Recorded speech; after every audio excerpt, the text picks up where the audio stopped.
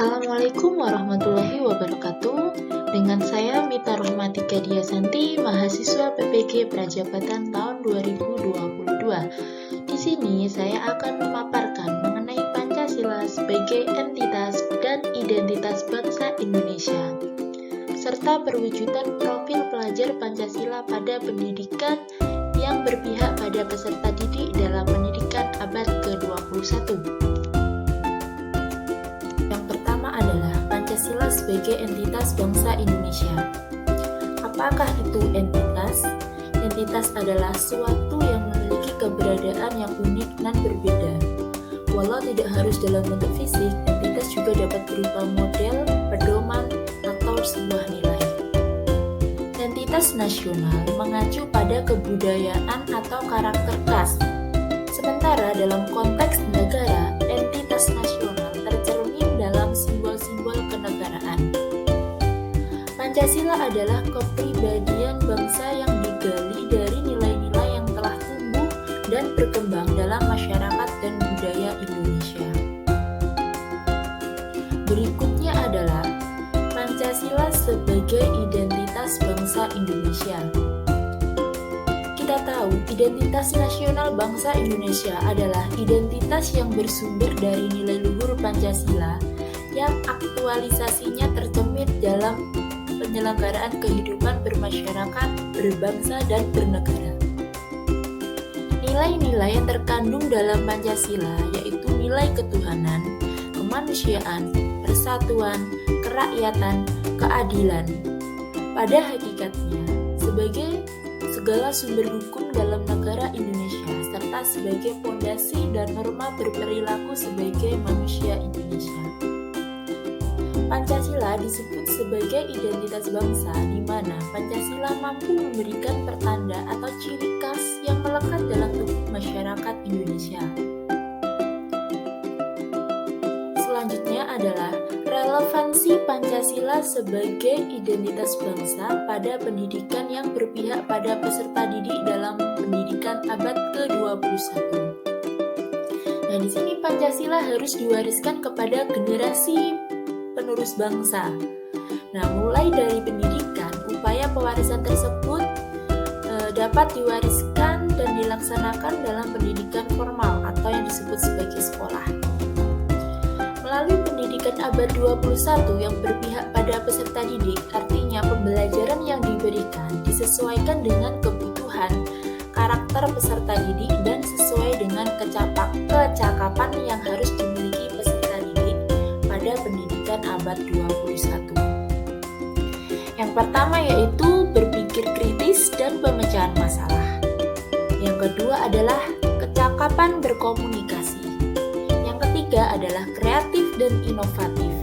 Yang terakhir yaitu kolaborasi. Jadi keempat elemen itu tadi harus dilatihkan, harus dimiliki oleh peserta didik pendidikan abad ke-21. Kemudian pembelajaran pendidikan abad 21 dalam mencapai kecakapan yang harus dimiliki peserta didik berisikan implementasi karakter dan nilai Pancasila sebagai identitas manusia Indonesia. Dalam menyelesaikan permasalahan melalui kolaborasi, peserta didik dapat kebebasan dalam berpendapat serta menawarkan ide-ide kreatif, bermusyawarah, serta mendapatkan solusi terbaik melalui komunikasi yang baik serta sopan dan santun. Selanjutnya adalah relevansi Pancasila sebagai perwujudan profil pelajar Pancasila. Kita tahu bahwa pelajar Indonesia merupakan pelajar sepanjang hayat yang kompeten, berkarakter, dan berperilaku sesuai dengan nilai-nilai Pancasila. Profil pelajar Pancasila di dalamnya berisi karakter-karakter yang merujuk pada Pancasila, memberikan sebuah implikasi terhadap ketahanan pribadi siswa, di mana profil pelajar Pancasila ini mengarahkan siswa menjadi pribadi yang berkarakter sesuai dengan Pancasila, yang terangkum dalam sebuah profil pelajar Pancasila. Profil Pancasila memiliki 6 kompetensi yang dirumuskan sebagai dimensi kunci.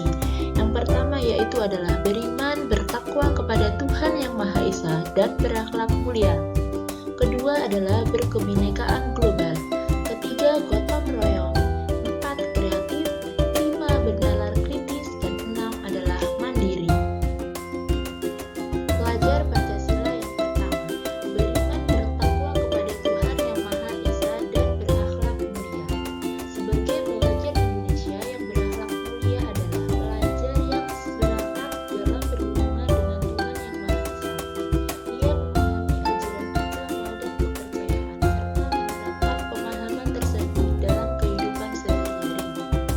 Selanjutnya yang kedua adalah berkebinekaan global. Sebagai pelajar Indonesia mempertahankan budaya luhur, lokalitas, dan identitasnya serta tetap berkepikiran terbuka dalam berinteraksi dengan budaya lain, sehingga menumbuhkan rasa saling menghargai dan memungkinkan terbentuknya budaya baru yang positif dan tidak bertentangan dengan budaya luhur bangsa. Yang ketiga adalah gotong royong. Sebagai pelajar Indonesia memiliki kemampuan gotong royong, yaitu kemampuan untuk melakukan kegiatan secara bersama-sama dengan sukarela agar kegiatan yang dikerjakan dapat berjalan dengan lancar, mudah, dan ringan. Gotong royong ini bisa diimplementasikan berupa elaborasi saat diskusi kelompok dalam penggunaan profil pelajar Pancasila. Selanjutnya yang keempat adalah mandiri. Pelajar Indonesia merupakan pelajar yang mandiri, independen, yaitu pelajar yang bertanggung jawab atas proses dan hasil belajarnya. Selanjutnya yang kelima yaitu adalah bernalar kritis. Jadi pelajar Indonesia mampu secara objektif memproses informasi baik kualitatif maupun kuantitatif, membangun keterkaitan antara berbagai informasi, menganalisis informasi, serta mengevaluasi, dan yang terakhir menyimpulkan atau membuat keputusan. Yang keenam, sebagai pelajar Indonesia yang berprofil Pancasila harus memiliki jiwa kreatif. Jadi jiwa kreatif ini peserta didik mampu memodifikasi dan menghasilkan sesuatu yang orisinil, bermakna, bermanfaat, serta berdampak bagi kehidupan yang berkelanjutan. Selanjutnya, dimensi-dimensi tersebut menunjukkan bahwa profil pelajar Pancasila tidak hanya fokus pada kemampuan kognitif, tetapi juga bersikap dan perilaku sesuai jati diri sebagai bangsa Indonesia sekaligus warga dunia. Di sini relevansinya kita tahu bahwa visi pendidikan Indonesia yaitu mewujudkan Indonesia maju yang berdaulat, mandiri, dan berkepribadian melalui terciptanya pelajar Pancasila. Sedangkan profil pelajar Pancasila itu sendiri merupakan pelajar yang sepanjang hayat berkompeten, berkarakter, dan berperilaku sesuai dengan nilai-nilai Pancasila. Selanjutnya yaitu perwujudan profil pelajar Pancasila pada pendidikan yang berpihak pada peserta didik dalam pendidikan abad ke-21. Pendidikan abad 21 merupakan suatu pilihan pembelajaran di mana kurikulum yang dikembangkan menuntut sekolah untuk mengubah pendekatan pembelajaran dari teacher-centered menjadi student-centered.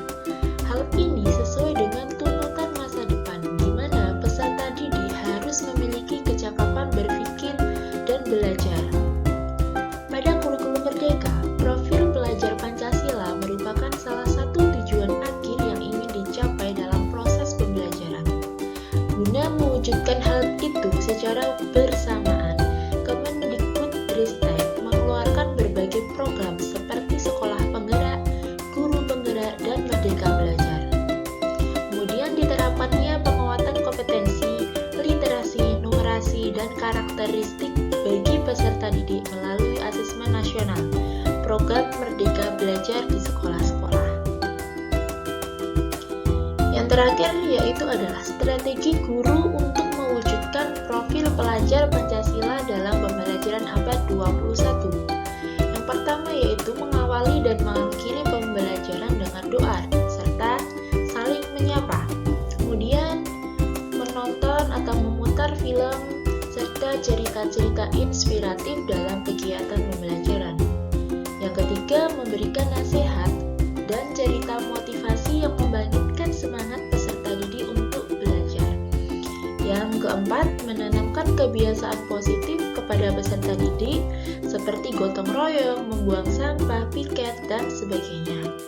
Yang terakhir yaitu membuat penugasan yang memicu kreativitas dan budaya kemandirian seperti membatik, observasi di museum, studi kasus mengenai fenomena alam, dan lain sebagainya.